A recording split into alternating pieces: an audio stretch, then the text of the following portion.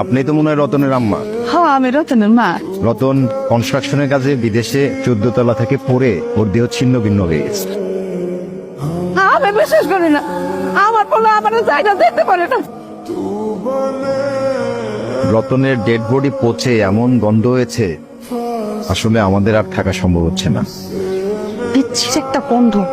আমি আর এক মুহূর্তে বাড়িতে থাকতে পারবো না। আমি আমার বাপের বাড়ি যেতেছি। আপনার ছেলে লাশের গন্ধ তো আমি এই বাড়িতে থাকতেই পারতেছি না। বাবা, তুমি এতটা সত্যবান। আমার পোলা শুধুমাত্র তোমার সুখের কথা চিন্তা করে বিদেশ গেছিল। তার লাশের গন্ধ সহ্য করতে না পারা তুমি বাড়ি ছেড়ে চলে যাইতেছো। হ্যালো আব্বা, আমার ওই টাকার মেশিনটা পয়সা নষ্ট হয়ে গেছে, এখন দুর্গন্ধ ছড়াইতেছে। তোমার জামাই বিদেশে কয়দিন আগে মারা গেছে। গ্রামবাসী বলাবলি করতেছিল লাশের গন্ধে নাকি তোমাকে বাড়ির আশেপাশে যাইতে পারতেছেন। ওই পরির পাতা দিয়ে গোসল